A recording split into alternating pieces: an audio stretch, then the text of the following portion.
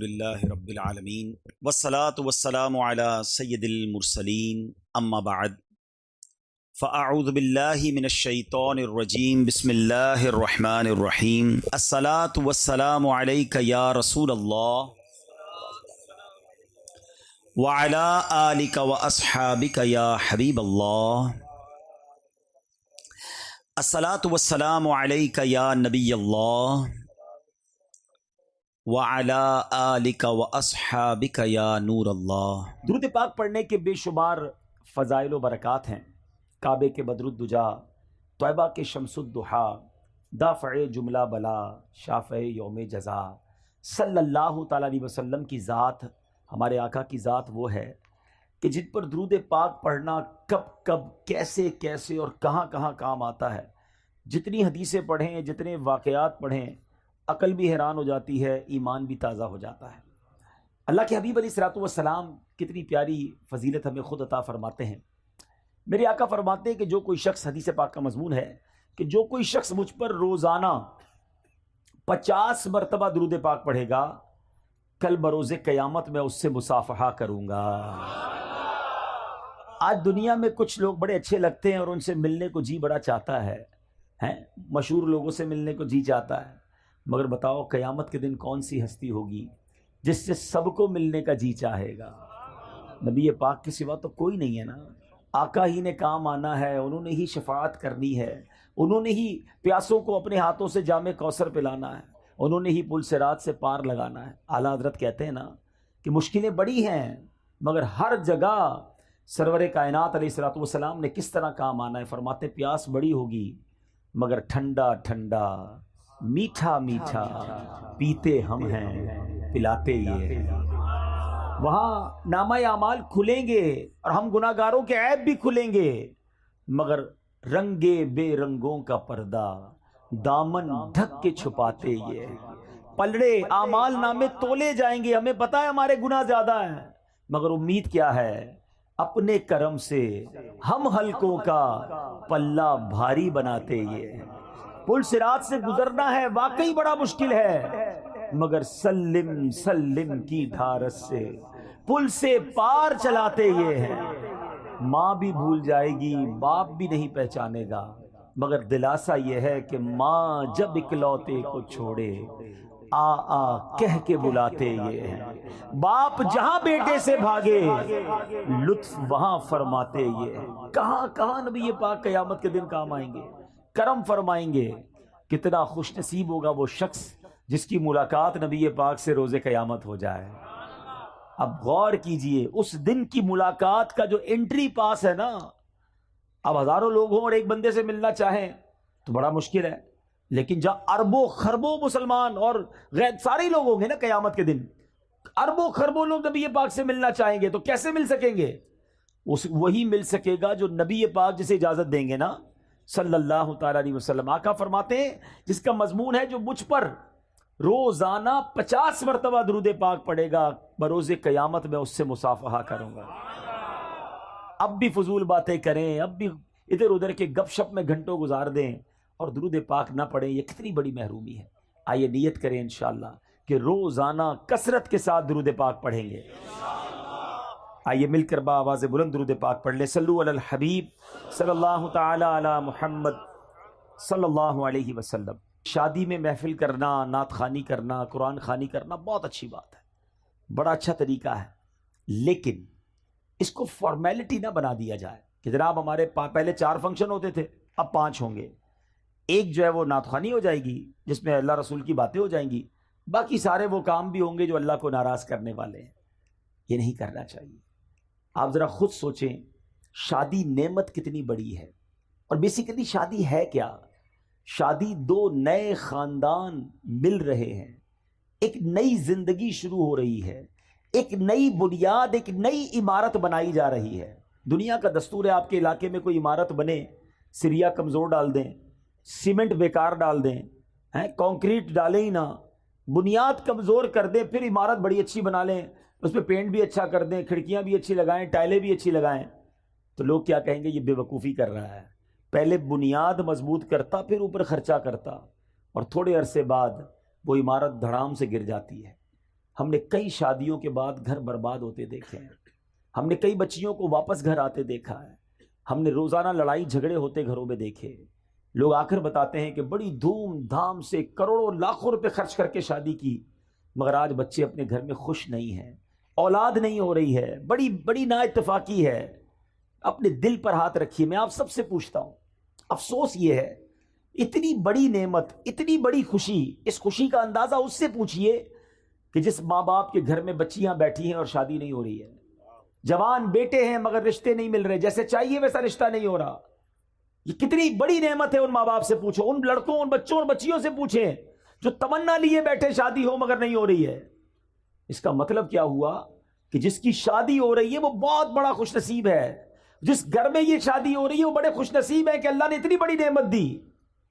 مگر عجب کہانی یہ ہے کہ وہ گھر جس میں سارا سال ڈانس نہیں ہوا تھا، جس میں پوری زندگی میں کبھی ناچ گانے، ڈھول تماشے، جوئے، بے حیائی کے کام نہیں ہوتے تھے، سارے گھر والے نمازی بھی ہوتے تھے، مگر ان کے گھر میں بھی وہ ہو رہا ہے کہ سر شرم سے جھک جاتا ہے، اور ان کو بندہ کہے کہ حضرت یہ کیا ہو رہا ہے، یہ آپ اپنے گھر میں کیا کر رہے ہیں؟ تو جواب یہ ملتا ہے، کیا کریں، بچوں کی خوشی کے لیے کرنا پڑتا ہے۔ مجھے بتائیے نا، بچوں کی خوشی کے لیے کیا اللہ کو ناراض کیا جاتا ہے؟ ایک نیا خاندان آپ بنانے جا رہے ہیں اور اس کی بنیاد میں گناہ، حرام، اللہ کی ناراضی ڈالو گے تو کیا پھر آپ ایکسپیکٹ کریں گے؟ کیا ملے گا آپ کو؟ کیا رب کی رحمت نازل ہوگی؟ کیا گھر میں خوشیاں آئیں گی؟ اصل میں ہم پتہ ہے غلطی کیا کر رہے ہیں، ہم چند رشتہ دار، چند دوستوں کو راضی کرنے کے لیے اپنا مستقبل برباد کر رہے ہوتے ہیں کہ یار یہ کیا کہیں گے، یہ رسم بھی نہیں کی، یہ والا فنکشن بھی نہیں کیا، اتنے پیسے والے لوگ ہیں پھر بھی یہ کام نہیں کیا۔ نہیں میرے بیچے اسلامی بھائیوں، پیسہ اللہ نے اس لیے نہیں دیا کہ اسی پیسے سے اللہ کو ناراض کیا جائے۔ میں ایک صاحب سے ملا، بڑے کمال کی شخصیت ہے، بہت پیسہ اللہ نے دیا ہے، کہتے میں جب بھی بچوں کی شادی کرتا ہوں نا، یہ الٹے سیدھے فنکشن پہ خرچ نہیں کرتا، پیسے بچاتا ہوں اور اپنے بچوں کی شادی کے ساتھ 12 غریب بچوں کی بھی شادیاں کرتا ہوں۔ کرونا خرچ اگر ایسے کرنا ہے تو ضروری ہے کہ پیسہ دکھانے کے لیے اتنا پیسہ لٹایا جائے کہ پورے گاؤں میں نام بھی تو ہونا چاہیے نا کہ ہمارے گاؤں کی سب سے بڑی شادی تھی، فلاں قسم کی گاڑیاں آئیں، فلاں کتنے قسم کے کھانے تھے۔ ٹھیک ہے، ہر کام ناجائز نہیں ہوتا، لیکن مجھے بتائیے کتنے ناجائز کام کرتے ہیں؟ نہ کریں ایسا۔ میں تمام نوجوانوں کو یہ درس دیتا ہوں، آپ اسٹینڈ لیا کرو، آپ نے اپنی بیوی کے ساتھ، اپنی فیملی کے ساتھ وقت گزارنا ہے۔ آپ کہو کہ نہیں جناب میری شادی میں حرام نہیں ہوگا کیونکہ بعد میں پریشان میں نے ہونا ہے، اگر اللہ ہی ناراض ہو گیا تو میری اگلی نسلوں میں کیا ہوگا؟ ہم خود نوجوان اسٹینڈ لیں۔ ماں باپ بعض اوقات مجبور ہو جاتے ہیں کہ کیا کریں، جوان بیٹا مانتا نہیں ہے، بیٹی لڑتی ہے کہ مجھے یہ سارے کام کرنے ہیں۔ نہیں میرے بیٹھے اسلامی بھائیو، یہ لاجیکلی بھی ٹھیک نہیں ہے۔ میں آپ سے سوال پوچھتا ہوں، آپ کو کوئی شخص آئے اور آپ کے گھر میں بڑا سا تحفہ دے کر جائے، یا آپ قرضے میں ہو اور وہ کہے میں تمہارا قرضہ ادا کر دیتا ہوں، یا آپ کو نوکری چاہیے وہ آپ کو نوکری دلا دے، بتاؤ اس بندے کو ناراض کرو گے؟ یار اتنی مصیبت میں مجھے کام آیا، قرضہ دلا دیا، نوکری چاہیے تھی نوکری دلا دی، اتنا خوبصورت تحفہ مجھے دیا۔ دنیا میں جو ہمارے ساتھ احسان کرتا ہے ہم اس کو خوش کرتے ہیں، اور عجب کہانی یہ ہے کہ رب ہم پر اتنا بڑا احسان کرتا ہے اور ہم رب کو ناراض کرتے ہیں۔ یہ عقل میں بھی نہ آنے والی بات ہے۔ سچ بات یہ ہے کہ گھر میں اگر رب خوشی دینا، ہم صدقہ بڑھائیں، ہم سجدے بڑھائیں، ہم خیرات بڑھائیں، ہم دعائیں بڑھائیں کہ یا اللہ تیری رحمت سے تو نے یہ خوشی دی ہے، مالک اس میں اب برکت ڈال دینا، اے اللہ یہ خوشیاں باقی رکھنا، اے اللہ ان خوشیوں کو نظر نہ لگ جائے، اے اللہ زوال نعمت سے بچانا۔ ارے رب کی طرف سے عطا ہو تو ہمارے سجدے اور شکر بڑھنے چاہیے، مگر عجیب لوگ ہیں ہم کہ وہ عطائیں بڑھاتا ہے، ہم خطائیں بڑھاتے ہیں۔ وہ عطائیں بڑھاتا ہے، ہم اللہ کو ناراض کرنے والے کاموں میں لگ جاتے ہیں۔ تھوڑے پیسے ہوتے ہیں نا، کسی کے پاس غریب ہوتا ہے، تھوڑے گناہ ہوتے ہیں کیونکہ گناہ کرنے کے لیے پیسے ہی نہیں ہوتے، روز دعا کرتا ہے یا اللہ مالدار کر دے، پیسے والا کر دے، اور اللہ نے اگر مال میں برکت ڈال دی اب کیا کرتا ہے؟ اور گناہ کرتا ہے۔ اب تو مزہ آیا، اب تو پیسے آئے، اب ارمان پورے کروں گا، اس لیے دیے تھے رب نے پیسے۔ ارے اللہ نے پیسے دیے تو تم صدقے بڑھاتے نا، غریبوں کی مدد کرتے، سجدے بڑھاتے۔ خدا را میرا پہلا درس یہی ہے، جس خاندان میں شادی ہو رہی ہے، میں آپ کا بھائی ہوں، میں آپ کا بھلا چاہتا ہوں، آپ کی آگے کی زندگی میں بھی آپ خوشحال رہے یہ چاہتا ہوں، اور خوشحال وہی رہے گا جس سے رب راضی ہے۔ مجھے جواب دیجئے خوشیاں دینے والا کون ہے؟ جواب دو نا، کون خوشیاں دینے والا ہے؟ عزت دینے والا کون ہے؟ اولاد دینے والا کون ہے؟ برکت ڈالنے والا کون ہے؟ رزق میں فراوانی کرنے والا کون ہے؟ جب سب دینا اللہ نے ہے اور میں اللہ ہی کو ناراض کر رہا ہوں، کتنی بے وقوفی والی بات ہے۔ جس سے لینا ہے اسے ناراض کر رہے ہیں دوسروں کے لیے کہ ذرا خاندان میں نام بڑا ہو جائے، ذرا گاؤں میں ٹور بن جائے ہماری۔ نہ کیا کرو ایسا، جس سے رب راضی ہے اللہ اس سب کو راضی کر دے گا۔ آپ رب کو راضی کرنے کی فکر کیا کرو، ہمیشہ اپنی ہر خوشی میں بھی رب کو یاد کرو، اللہ کے حبیب کو یاد کرو۔ غم میں بھی ہماری ایک لمٹ ہے، ہماری باؤنڈری ہے، شریعت ہمیں باؤنڈری دیتی ہے۔ بڑا پیارا مذہب ہے ہمارا، خوشی منانے کا بڑا پیارا انداز ہے۔ خوشی منائیے، کس نے منع کیا؟ اچھا کھانا پکائیں، کھلائیں، سب کو کھلائیں، لباس جائز پہنے، اوکے، مگر اس لیے مہنگا لباس پہنوں کہ دوسروں کو غریب دکھاؤں، دوسروں پہ تکبر کروں، یہ اجازت نہیں ہے۔ اسی طرح غم میں آپے سے باہر ہو جاتے ہیں لوگ، اللہ نہ کرے کسی کی میت ہو جائے، ایسا آل فال بکتے ہیں، ایسی باتیں منہ سے نکالتے ہیں کہ بندہ گھر میں میت تھی، بڑا واقعی پرابلم ہے، مگر ایمان چلا گیا یہ تو اس سے بھی بڑا پرابلم ہے نا، ایمان سے بھی ہاتھ دھو بیٹھتے ہیں۔ تو خدارا اپنے آپ کو قابو میں رکھا کرو، چاہے خوشی ہو چاہے غم ہو۔ ہم مسلمان ہیں، ہماری کچھ شرعی باؤنڈری ہے، اس کے اندر رہ کر ہی خوشی بھی منائیں، اور اس کے اندر رہ کر ہی ہمارا جو بھی غم کا معاملہ ہے اس کو پورا کرنا چاہیے۔ بہرحال میں رب سے دعا کرتا ہوں کہ مولا جو پیچھے گناہ ہو گئے معاف فرما دے، اور آئندہ زندگی تیری رضا والے کاموں میں گزارنا نصیب فرما، خوشی میں بھی ہمیں تجھے راضی کرنا نصیب فرما، اگر کوئی تکلیف بھی آئے تو ہمیں صبر کرنا نصیب فرما۔ اچھی عادتیں سیکھو۔ نبی پاک فرماتے ہیں رجب اللہ کا مہینہ ہے، شعبان میرا مہینہ ہے، اور رمضان میری امت کا مہینہ ہے۔ بڑے پیارے مہینے کنٹینیو سیکوینس کے ساتھ آ رہے ہیں، گویا رحمتوں کی برسات آ رہی ہے۔ کیا پیاری بات ایک بزرگ فرماتے ہیں سال جو ہے نا وہ درخت کی مانند ہوتا ہے، year like a tree، رجب اس کے پتے ہیں، رجب اس کے پتے ہیں، شعبان اس کی شاخیں ہیں، اور رمضان اس کا پھل ہے۔ پتے لگنے کا وقت آ گیا ہے، تیاری کرو، عبادت کی تیاری کرو، توبہ کی تیاری کرو، اللہ کو راضی کرنے کی تیاری کرو۔ علامہ صفوری رحمۃ اللہ تعالی علیہ کا کتنا پیارا فرمان ہے، کہتے ہیں رجب بیج بونے کا مہینہ ہے۔ آپ تو یہاں گاؤں میں فصلیں وغیرہ ہوتی ہیں نا، کھیتی باڑی بھی جانتے ہوں گے، پہلے کیا کرتے ہیں؟ بیج ڈالتے ہیں، پھر پانی ڈالتے ہیں، کھاد وغیرہ ڈالتے ہیں، پھر انتظار کرتے ہیں کہ یا اللہ فصل اگ جائے۔ کیا پیاری مثال دی، فرمایا رجب بیج بونے کا مہینہ ہے، شعبان ان بیجوں پر پانی ڈالنے کا مہینہ ہے، اور رمضان فصل کاٹنے کا مہینہ ہے۔ فرماتے جو رجب میں عبادت کا بیج نہیں بوئے گا، شعبان میں ان بیجوں پر اپنے آنسوؤں سے آبیاری نہیں کرے گا، وہ رمضان میں رحمت کی فصل کیسے کاٹے گا؟ رجب کی پہلی رات آتی ہے نا، اس رات سبحان اللہ جو دعا مانگی جائے اللہ کی رحمت سے قبول کی جاتی ہے۔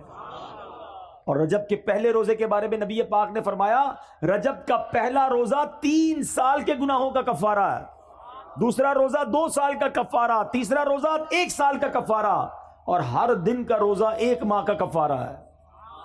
تو اتنا برکت والا مہینہ، اس کا مطلب کیا ہے؟ عبادت کے لیے تیار ہو جائیں، نفلی روزوں کے لیے تیار ہو جائیں، نمازوں میں سستی ہے تو اس کو دور کریں۔ اور یہ جو مہینہ گزر رہا ہے، اللہ اکبر، اس مہینے میں کتنی مبارک ہستی، خلیفہ اول امیر المومنین سبحان اللہ حضرت ابوبکر صدیق رضی اللہ تعالیٰ عنہ کی نسبت اس مہینے کو ہے۔ اس سیدنا ابوبکر صدیق کے بارے میں چند باتیں عرض کر کے، کیونکہ بیان میں بہت لمبا چوڑا نہیں کر سکوں گا، تو 2-3 باتیں کر کے انشاءاللہ اپنی گفتگو ختم کرتا ہوں۔ حضرت ابوبکر صدیق رضی اللہ تعالیٰ عنہ کی کیا شان تھی، کیونکہ عادتوں پر بات ہو رہی ہے، مینرز پر بات ہو رہی ہے، اخلاق کیسے ہونے چاہیے، کن بری باتوں سے بچنا ہے۔ صدیق اکبر رضی اللہ تعالیٰ عنہ ایک بار نبی پاک علیہ الصلوۃ والسلام نے کمال کی بات فرمائی۔ آقا فرماتے اچھی خصلتیں 360 ہیں، اچھی عادتیں 360 ہیں، اور اللہ تعالیٰ جب کسی سے بھلائی کا ارادہ فرماتا ہے اس کی ذات میں ایک خصلت پیدا فرما دیتا ہے اور اسی کے سبب اسے جنت میں داخل کر دیتا ہے۔ یہ بہت بڑی بات ہے کہ اچھی عادتیں اندر ہوں، گناہوں سے بچے انسان۔ اب صدیق اکبر رضی اللہ تعالیٰ تو کمال ہے نا، سوال کیسا کر لیا، کہا حضور کیا کوئی ایسا بھی ہے جس کے پاس یہ ساری 360 خصلتیں ہوں؟ ایک خصلت جیسے ملے اللہ اسے جنت دے دیتا ہے، حضور کوئی ایسا بھی ہے کہ جس کے اندر یہ 360 خصلتیں موجود ہوں؟ نبی پاک فرماتے ہیں اے ابو بکر تمہارے اندر یہ ساری خصلتیں موجود ہیں۔ اللہ ایسے ہی نہیں پیار کرتے ہم صدیق اکبر رضی اللہ تعالیٰ عنہ سے. نبی پاک کے ایسے خلیفہ، ایسے ساتھی ہیں کہ یار غار بھی تھے اور یار مزار بھی ہیں. آج بھی سنہری جالیوں میں نبی پاک کے ساتھ موجود ہیں. اب جس شخصیت کے بارے میں میرے آقا فرمائے کہ ابو بکر ساری 360 خصلتیں تمہارے اندر موجود ہیں، تو ان کے اخلاق تو اب زیادہ پڑھنے چاہیے نا کہ کیا ایسی خصلتیں ہیں. یا میں ایک اور بات ایڈ آن کر دوں، میرے بہت سارے اسلامی بھائی بیٹھے ہیں، دعوت اسلامی والے بھی بیٹھے ہیں، اور بھی نیک نمازی داڑھی والے امامے والے نظر آ رہے ہیں. نارملی ایک اور ہماری جناب معلومات کی کمی بتا رہا ہوں اور ہمارے عمل کی کمی بھی بتا رہا ہوں. آج کسی داڑھی امامے والے یا مذہبی حلیے والے سے کہو نا بھائی آپ سنتوں پر عمل کرتے ہیں، کہتا بالکل جناب میں سنتوں کا پیکر، چلتا پھرتا سنتوں کا پیکر. اچھا جناب ذرا سنتیں بتائیے کتنی ہیں. اب اس نے سنتیں بتانی ہیں. امامہ پہننا سنت ہے، داڑھی سنت ہے، تیل لگانا سنت ہے، کنگھا کرنا سنت ہے، سیدھے ہاتھ سے کھانا سنت ہے، بسم اللہ پڑھنا سنت ہے، سلام کرنا سنت ہے، مسکرانا سنت ہے، اور چپل سیدھے پاؤں پہ پہننا سنت ہے، کپڑا سیدھے ہاتھ سے پہننا سنت. اور بتائیے 10 12 15 اور بتائیے. That's it. ہمیں 15 17 20 سنتوں سے زیادہ سنتیں پتہ نہیں ہیں اور ہم کہتے ہیں میں سنتوں کا پیکر ہوں. جناب علماء نے اپنی کتابوں میں 400 سے زیادہ نبی پاک کی سنتیں لکھی ہیں. اور اب سنو میں بتاتا ہوں چند سنتیں، میری جو پوائنٹ ہے اس کو سمجھیے گا. ہم نے نبی پاک کے سراپے کی سنتیں تو جو نظر آتی ہیں وہ تو چلیں اپنا لی، بڑی اچھی بات ہے، مگر سچ بولنا بھی سنت ہے، وعدے پورے کرنا بھی سنت ہے، قرض وقت پر لوٹانا بھی سنت ہے، پڑوسی کا خیال رکھنا بھی سنت ہے، بچوں پر شفقت کرنا بھی سنت ہے، بڑوں کا ادب کرنا بھی سنت ہے، اپنی ازواج اپنی فیملی کے ساتھ نرمی کا برتاؤ کرنا بھی سنت ہے، اپنے غلام اور اپنے خادموں کی غلطی پر معاف کرنا بھی سنت ہے، بدلہ نہ لے کر جانی دشمنوں کو معاف کرنا بھی سنت ہے. ارے غریب آئے جو آئے اسے عطا فرمانا، سخاوت کرنا بھی سنت ہے، اپنے پیٹ پر پتھر باندھ کر اپنے صحابہ کو روٹی کھلانا بھی سنت ہے. ان سنتوں پر کون عمل کرے گا؟ ہے داڑھی رکھ لی، امامہ پہن لیا اور کاروبار میں جھوٹ بولتے ہیں. یہ صرف سراپے کی سنتیں اپنا کر ہم سمجھ رہے ہیں ہم سنتوں کے پیکر ہو گئے. جس نے سنتیں سراپے کی سجائیں اس پر اب زیادہ ذمہ داری ہے کہ اب کردار کی سنتیں بھی اپنائے، ورنہ لوگ کہیں گے کہ دیکھو امامہ پہن کر داڑھی رکھ کر نمازیں بھی پڑھتا ہے اور یہ حرام کام کرتا ہے، سود کا کاروبار کرتا ہے، جھوٹ بولتا ہے، قرض واپس نہیں لوٹاتا ہے، گھر والے پریشان ہیں کہ بیوی پر ظلم کرتا ہے، ماں باپ کا ادب نہیں کرتا ہے، بچوں پر سختی کرتا ہے. کیا یہ نبی پاک کی سنتیں نہیں؟ تو خدا را اے میرے میٹھے اسلامی بھائیوں، ہاتھ جوڑ کر اپنے بیٹھے اس لیے سمجھا رہا ہوں کہ یقیناً داڑھی رکھنا سنت ہے، یقیناً امامہ پہننا سنت ہے، سنت کا لباس ہم نے اپنایا. اب لوگ ہم میں نبی پاک کی جھلک دیکھنا چاہتے ہیں، کردار مصطفیٰ کی برکتیں دیکھنا چاہتے ہیں. تو سنتیں بہت ساری ہیں اور کردار کی سنتیں کون اپنائے گا؟ تو خدا را ضرور امامہ ہو، ضرور داڑھی ہو، ضرور نمازیں ہو، نماز کا نشان بھی ہو، مگر بات ہو تو سچ ہو. زبان سے انگارے نہ نکلیں، زبان سے تانے نہ نکلیں، زبان سے کانٹے نہ نکلیں کہ جو بات کرے اس کا دل چھلنی ہو جائے. ارے جو آپ سے بات کرے اس کو ایسے پھول ملے کہ دل مہک اٹھے. ہے پیسے دے تو وقت پر واپس ملے، اسے کاروبار کرے تو سچی چیز ملے.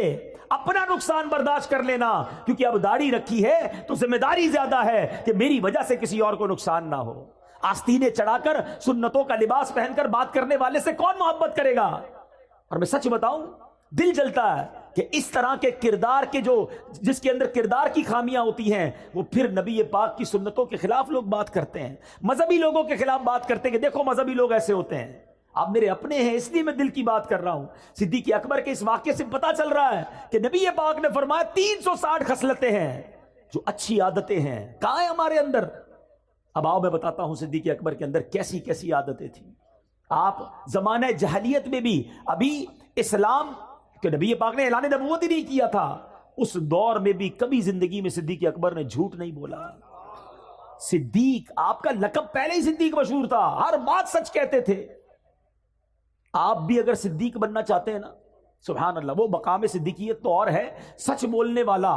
سبحان اللہ. حدیث پاک سناتا ہوں، نبی پاک علیہ الصلوۃ والسلام فرماتے ہیں کہ بندہ سچ بولتا رہتا ہے. حدیث پاک کا مضمون ہے سچ بولتا رہتا ہے، سچ بولتا رہتا ہے، یہاں تک کہ اللہ کی بارگاہ میں صدیق لکھ دیا جاتا ہے. ہمیشہ سچ بولنے والا لکھ دیا جاتا ہے. اور بندہ جھوٹ بولتا رہتا ہے، جھوٹ بولتا رہتا ہے، جھوٹ بولتا رہتا ہے، یہاں تک کہ اللہ کی بارگاہ میں کذاب لکھ دیا جاتا ہے۔ اس سے بڑا بد نصیب کون ہے جو دنیا میں رہے اور اللہ کی بارگاہ میں کذاب لکھا ہوا ہو؟ بزرگ بیٹھے ہیں، پہلے کے دور میں لوگ کبھی کبھی جھوٹ بولتے تھے، اور اب تو ایسا لگتا ہے کبھی کبھی سچ بولتے ہیں، بات بات پر جھوٹ۔ کدھر رہتے ہو؟ جھوٹ۔ کیا کرتے ہو؟ جھوٹ۔ کچھ اور ہی بتانا ہے نا، کیسے بتاؤں شادی وال میں رہتا ہوں، گاؤں میں رہتا ہوں، او بھائی میں تو فلاں بڑے شہر میں کوٹھی ہے میری تو بڑے بڑے کارخانے ہیں، پتہ چلا لگاتا ٹھیلا ہے بتاتا کارخانے ہیں، اپنے سٹیٹس بتانا ہے نا، میں فلاں پوری دنیا گھوم کر آیا ہوں، گجرات سے باہر نکلا نہیں ہے، لیکن ذرا اپنا روب بھی تو جمانا ہے نا۔ کیوں جھوٹ بولنا ہے؟ کیوں لوگوں کو راضی کرنے کے لیے اللہ کو ناراض کرنا ہے؟ اچھا پھر ایک اور الگ کہانی ہے کہ جناب چٹکلے سنانے کے لیے، لطیفے جس کو کہتے ہیں، ہنسانے کے لیے، کامیڈی کرنے کے لیے جھوٹ بولنا ہے۔ یاد رکھو حدیث پاک کا مضمون ہے کہ جو ہنستے ہنستے گناہ کرے گا قیامت کے دن روتے روتے جہنم میں ڈالا جائے گا۔ تم لوگوں کو راضی کرنے کے لیے جھوٹ بول رہے ہو، لوگوں کو راضی کرنے کے لیے، کامیڈی کرنے کے لیے، لوگوں کو خوش کرنے کے لیے اللہ کو ناراض کر رہے ہو۔ حدیث پاک کا مضمون ہے کہ جو ایک جھوٹ بولتا ہے بندہ، اس کے منہ سے اتنی بدبو نکلتی ہے کہ رحمت کا فرشتہ 1 میل دور چلا جاتا ہے۔ اتنے جھوٹ بولے، اب کوئی لوگ ملتے کہتے ہیں گھر میں برکت ہی نہیں ہے، بیماری دور نہیں ہوتی ہے، کاروبار میں برکت نہیں ہے، گھر میں لڑائی جھگڑے بہت ہیں، کدھر سے رحمت آئے گی؟ تم نے جھوٹ اتنے بولے کہ رحمت کے فرشتے سارے دور کر دیے۔ نہیں میرے بیٹے اسلامی بھائی، صدیق اکبر ہمارے سروں کے تاج، ہم ان کے غلام، ذکر تو بڑے شوق سے سنتے ہو، ان کی باتوں پر عمل کب کریں گے؟ آؤ آج نیت کریں، کچھ بھی ہو جائے ہم نے انشاءاللہ ہمیشہ سچ بولنا ہے۔ شیطان ڈالے گا دماغ میں کہ جناب تم سچ بولو گے تو تمہارا مال کیسے بکے گا، دوسرے لوگ جھوٹ بول کے بیچ دیں گے، دوسرے لوگ آگے بڑھ جائیں گے، ابے کسی کو نہیں دیکھنا ہے۔ یاد رکھو کونوا مع الصادقین، سچوں کے ساتھ ہو جاؤ، آپ سچے ہو جائیں انشاءاللہ رب کی رحمت آپ کے ساتھ ہو جائے گی۔ سچ بولنے سے کام بند نہیں ہوگا، اللہ اور عطا فرمائے گا، غیب کے خزانوں سے عطا فرمائے گا۔ صدیق اکبر رضی اللہ تعالیٰ عنہ کی باتیں تو اتنی ہیں سبحان اللہ کہ میں ساری رات ہی بیان کرتا رہوں۔ ایک اور بات کر کے اپنی گفتگو کو ختم کرتا ہوں، اور یہ بھی گاؤں گوٹھوں میں بہت زیادہ پائی جاتی ہے، اس لیے میں اس خصلت کو، اس عادت کو، یہ بھی سنت ہے، اور لیکن اس سنت پر عمل کرنے والے شاذ ملتے ہیں۔ صدیق اکبر رضی اللہ تعالیٰ کا ایک معمول تھا کہ مدینے کی جو بچیاں تھیں وہ خلیفہ بننے سے پہلے 3 سال تک ہر سال آپ کے پاس آتی، اور محلے کی بکریاں، اپنی بچیاں جو ہے بکریاں لے کر آتی، تو تقریباً ہر دوسرے دن آتی تھی اور کہتی حضور ہماری بکریوں کو آپ دودھ دھو دیجئے۔ صدیق اکبر رضی اللہ تعالیٰ کو دودھ نکال کے دیتے۔ اب آپ بن گئے خلیفہ، امیر المومنین، ہیڈ آف اسٹیٹ، آج کے لفظ میں آپ تو اس مملکت کے ہیڈ تھے نا۔ اب ان بچیوں نے آ کر کہا کہ حضور پہلے تو آپ دودھ نکال دیتے تھے، اب تو آپ خلیفہ بن گئے ہیں، اب تو آپ دودھ نہیں نکالیں گے۔ آپ نے فرمایا کیوں نہیں، بکریاں لے آیا کرو، میں اب بھی تمہیں دودھ دھو دیا کروں گا۔ مدینے کی بچیاں بکریاں لاتی، صدیق اکبر رضی اللہ عنہ خلیفہ بن چکے تھے، پھر بھی ان بچیوں کا دودھ دھویا کرتے تھے۔ حضرت عمر فاروق کے بارے میں آتا ہے، یہ کیسے لوگ تھے؟ کہتے ہیں کہ میں ایک بوڑھی عورت کے گھر پر بیچاری پریشان تھی، تو کبھی کبھی جا کر اس کے گھر کے کام کاج کر دیا کرتا، صفائی کر دیا کرتا، چیزوں کو ٹھیک کر دیا کرتا۔ ایک بار گیا تو بوڑھی عورت نے کہا کہ پہلے ہی سارا کام ہو گیا ہے، گھر صاف ستھرا تھا، ایوری تھنگ مینج۔ کہ کون آیا تھا؟ کہ پتہ نہیں کون آیا تھا، کوئی آیا تھا اور آ کے کر کے چلا گیا۔ اچھا دوسرے دن گئے، پھر گھر کا کام پہلے ہو گیا، تیسرے دن گئے، پھر گھر کا کام حضرت عمر سے پہلے ہو گیا، عمر فاروق رضی اللہ عنہ سے پہلے۔ کہتے کون ہے جو مجھ سے پہلے آ کر گھر کے سارے کام کر جاتا ہے؟ اب ایک رات حضرت عمر فاروق کہتے ہیں میں دن میں آ کر چھپ جاؤں گا۔ اب آ کر شام کو چھپ گئے، دیکھا کہ خلیفۃ المسلمین امیر المومنین حضرت ابو بکر صدیق تشریف لائے۔ اس بوڑھی عورت کے گھر میں جھاڑو لگایا، اس کے کپڑے اور اس کے سارے کام کاج ٹھیک کیے، اور اس کے بعد تشریف لے گئے۔ کیا سیکھنے کو ملا؟ کہ خلیفہ بننے کے بعد بھی عاجزی کا پیکر ہیں، انکساری کا پیکر ہیں، ڈاؤن ٹو ارتھ ہیں۔ اور آج ہمارا کیا حال ہے؟ تھوڑے پیسے مل جائیں، تھوڑی نمبرداری مل جائے، کسی ملک کا ویزا لگ جائے، او ہو پھر تو ہمارا سٹائل ہی الگ ہے نا۔ پہلے محلے میں کوئی جانتا نہیں تھا، آج تھوڑا نام پاکستان میں مشہور ہو جائے پھر تو انداز ہی بدل جاتا ہے۔ بندہ مالدار ہو کر آج کل یہ ہو گیا غریب رشتہ دار کو پہچاننا چھوڑ دیتے ہیں کہ میں کیسے بتاؤں یہ میرا چاچا ہے، یہ بیچارہ پگڑ باندھے والا یہ دیہاتی آدمی میں کسی کو کہوں گا میرا ابا ہے میرا چاچا ہے تو لوگ مذاق اڑائیں گے. استغفر اللہ. یہ سیکھا ہم نے, یہ اسلام کی تعلیمات ہے. یقین کرو میرے بیچ اسلامی بھائیوں, تکبر ایسا گناہ ہے, اللہ کو اتنا ناپسند ہے کہ روایتوں کا مضمون ہے کہ متکبر کو قیامت کے دن چوٹیوں کی شکل میں لایا جائے گا اور لوگ مسل مسل کر اس کے اوپر سے گزر رہے ہوں گے. تکبر ہی تو کیا تھا شیطان نے. حضرت آدم علیہ السلام کے سامنے دیکھ کر کیا کہا تھا؟ انا خیر من, میں اس سے بہتر ہوں. اے اللہ تو نے اس کو مٹی سے بنایا, مجھے آگ سے بنایا ہے. ایک تکبر کیا اور اللہ کی بارگاہ سے مردود قرار دے دیا گیا. آج یہاں روز تکبر کرتے لوگ, کہتے ہیں یہ گاؤں کے لوگ ہیں, یہ غریب لوگ ہیں, میں پیسے والا, میں وڈیرا, میں چودھری, میں نمبردار, میرے پاس بڑی گاڑیاں, میری بڑی کوٹھی, میرے ملازم ہیں. ٹھیک ہے, پہلے زمانے میں بھی غریب تھا, ان کے ساتھ چارپائی پہ بیٹھ کر چائے پی لیتا تھا, اب میرا اسٹیٹس نہیں ہے. خلیفۃ المسلمین ہے اور بچیوں کی بکریوں کا دودھ دھو رہے ہیں. اگر عروج پانا ہے نا اللہ کی بارگاہ میں تو یاد رکھنا کہ دانا خاک میں مل کر گلے گلزار ہوتا ہے. کبھی تکبر نہ کرنا, کیونکہ اللہ تبارک و تعالیٰ جب چاہے تمہارا یہ مال واپس لے لے گا, جب چاہے یہ عزت واپس لے سکتا ہے. ان اللہ علی کل شیء قدیر وتعز من تشاء وتذل من تشاء, وہ جسے چاہے عزت دے, جسے چاہے ذلیل فرمائے. تو میرے بیچ اسلامی بھائیوں سیکھو کہ ہم نے کبھی تکبر نہیں کرنا ہے. اگر مال دیا اللہ نے دیا ہے, ہمیں اور جھک جانا ہے. کہتے نا وہ درخت جھکا ہوا ہوتا ہے جس میں پھل لگے ہوئے ہوتے ہیں, تو جھک کر رہیے, عاجزی کا پے کر رہیے. سیکھیے اپنے بزرگوں سے, اپنے اسلاف سے کہ وہ کتنا بھی بڑا مرتبہ ہو جاتا تھا وہ عاجزی کا پے کر رہتے تھے. آج ہاتھ ملانا پسند نہیں کرتے. ایک اور بات بتا دوں, یہ جو غریب رشتہ دار ہے نا, جی ہاں رشتہ دار ہماری اصل ہیں, کبھی انہیں مت بھولنا, ان کا بڑا مرتبہ ہے. عام مسلمان کو صدقہ دو تو ایک ثواب ہے. احادیث کا مضمون ہے اگر کوئی اپنے رشتہ دار کو صدقہ دے اس کو ڈبل ثواب ملتا ہے. ایک صدقے کا ثواب, ایک رشتہ داری نبھانے کا ثواب. لیکن دنیا کے ساتھ بڑے اچھے رشتہ داروں کو بھولے ہوئے ہیں. اور ایک اور بات بتا دوں, بے شک انٹرنیٹ پر 5000 دوست بن گئے ہیں, کئی گروپس کے فالوورز بن گئے ہیں, آپ کے بہت سارے لائکس بڑھ گئے ہیں, سارا دن انہی کے ساتھ لگے ہوئے ہیں. نہ ماں کے لیے ٹائم, نہ والد کے لیے ٹائم, نہ رشتہ دار, نہ چاچا, نہ ماموں ہیں. جب بیمار پڑو گے نا بستر پر تو وہ 5000 فرینڈز جو انٹرنیٹ پہ بنائیں, کوئی بھی بستر کے کنارے کھڑا نہیں ہوگا. وہی بھائی, وہی بہن, وہی ماموں, وہی چاچا, یہی لوگ کام آئیں گے. مرنے کے بعد بھی انہوں نے ہی ہمیں یاد کرنا ہے. خدارا ان کی قدر کرو اور کبھی ان کا دل نہ توڑو, اور پھر عاجزی کا پیکر بن کر رہیں. جو تکبر کرتا ہے وہ برباد کر دیا جاتا ہے. آخری حدیث سنا دیتا ہوں کہ کتنی بری بلا ہے تکبر, کہ جس کے دل میں رائی کے دانے کے برابر تکبر ہوگا. نبی پاک فرماتے ہیں جس کا مضمون ہے رائی کا دانہ ہوتا کتنا ہے, اتنا سا, سمجھایا کیسے پیارے انداز, اتنا بھی تکبر ہوگا, وہ جنت میں داخل نہیں ہوگا. جنت میں جانا ہے نا تو دل کو تکبر سے پاک کر لیں. ہمیشہ سب کو عزت دیں, سب کو پیار دیں. بلکہ میں آپ کو ایک مشورہ دیتا ہوں, جب آپ دیکھیں نا کوئی بیچارہ غریب سے کپڑوں میں ہے, یا ایسا ہے جس کو لگتا ہے یہ بہت بیچارہ پریشان ہے, اس کو کوئی عزت نہیں دے رہا ہوگا, آگے بڑھ کے آپ اسے سینے لگا لیا کرو. یقین کرو اتنا اس کو بھی مزہ آئے گا اور آپ کو بھی مزہ آئے گا. اس کی آنکھوں میں چمک آ جائے گی. بعض اوقات تو رو پڑتا ہے سامنے والا کہ شاید کئی مہینے ہو گئے کسی نے سینے نہیں لگایا تھا, کسی نے پیٹ نہیں تھپکی, کسی نے طبیعت نہیں پوچھی. طبیعت پہ نہیں پوچھتے. غریبوں کا خیال رکھے. یہ جو بعض اوقات یہ ٹھیلے پہ لوگ بیچ رہے ہوتے ہیں نا, کوئی چنے بیچ رہا ہوتا ہے, کوئی بیچارہ بھٹا بیچ رہا ہوتا ہے, جو چھوٹی چھوٹی چیزیں بیچتے ہیں.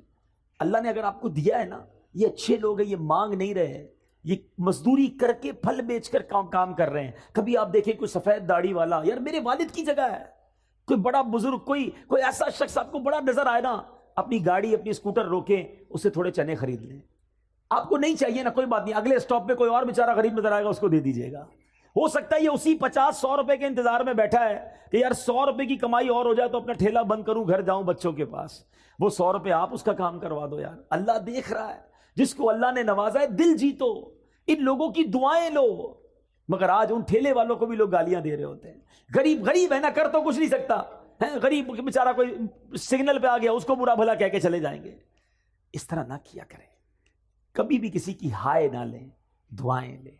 آپ کو لوگ دعائیں دیں گے, آپ ترقی کریں گے, آپ کی مشکلیں آسان ہو جائیں گی. تو بہرحال آج اس مختصر سے بیان میں, ورنہ باتیں تو بہت ساری ہیں. صدیق اکبر رضی اللہ تعالیٰ عنہ کو اللہ نے کیسی خصلتوں سے، کیسی عادتوں سے نوازا تھا، اور سب سے بڑی عادت، سب سے بڑی خصلت، بلکہ آپ کی زندگی کا اگر میں کہوں سینٹرل پوائنٹ کیا تھا، وہ نبی پاک پر ایسے فدا تھے، ایسے عاشق تھے. اگر سیکھنا ہو عشق رسول کسے کہتے ہیں، نبی پاک پر اپنا سب کچھ فدا کیسے کرتے ہیں، تو وہ صدیق اکبر رضی اللہ تعالیٰ عنہ سے سیکھنے کو ملتا ہے. اللہ ان کے صدقے ہمیں بھی عاشق رسول بنا دے، نبی پاک پر اپنا تن من دھن سب قربان کرنے کا جذبہ عطا فرمائے. الحمدللہ دعوت اسلامی کے مدنی ماحول میں ایسی پیاری باتیں سیکھی اور سکھائی جاتی ہیں. آپ بھی اس مدنی ماحول سے وابستہ رہیے، اجتماعات میں آتے رہیے، مدنی قافلوں میں سفر کیجئے. انشاءاللہ ہمارے اندر بھی عاجزی آ جائے گی، ہم بھی سچے ہو جائیں گے، ہم بھی کردار کی سنتوں پر عمل کرنے والے بن جائیں گے. آمین بجاہ النبی الامین صلی اللہ تعالی علیہ وسلم. میرے اعمال کی اصلاح